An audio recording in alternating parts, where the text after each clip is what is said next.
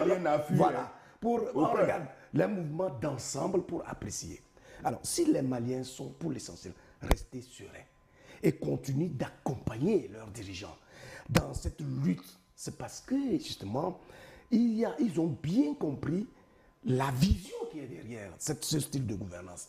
Et c'est en cela justement qu'il faut féliciter les nouveaux dirigeants de l'AES, en tout cas de Mali notamment, parce qu'ils ont réussi à construire un narratif qui développe la fibre patriotique dans le mental des citoyens.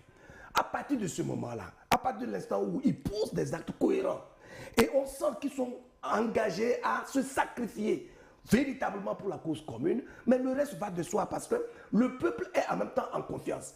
Et il sait qu'en accompagnant ces dirigeants, ils vont aboutir à un résultat.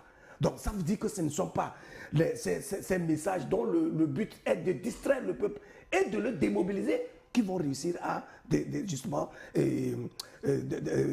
créer la confusion au sein de cette population. Il faut vraiment féliciter ce peuple qui comprend très bien le rôle que chacun doit jouer dans cette lutte-là, puisque c'est une lutte farouche et historique.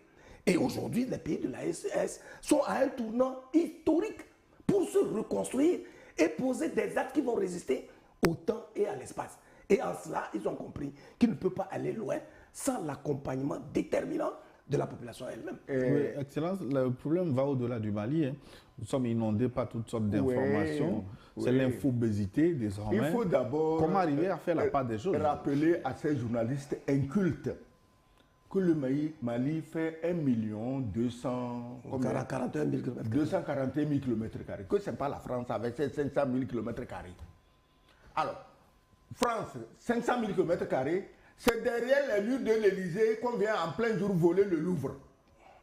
Est-ce que les médias africains que nous sommes, on va en profiter pour dire ah, Paris va tomber bientôt, plus rien ne va, la sécurité des populations n'est pas assurée? On n'a pas dit ça. Au contraire, on a sympathisé, on les plaint. C'est-à-dire qu'on aurait aimé les soutenir pour que ce genre d'acte n'ait pas lieu. Mais imagine qu'on avait commis, le GINIM avait commis un vol pratiquement à Koulouba ou dans une maison à Koulouba.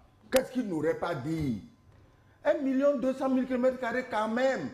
Reconnaissez que si un bandit vole un bœuf à 1500 km de Bamako, ce n'est pas la preuve que Bamako va tomber. On a volé le Louvre sous abonné à vos barbes. Nous n'avons jamais dit que Paris va tomber. Jamais. Aucun média africain n'a poussé la bêtise, l'idiotie jusqu'à ce niveau.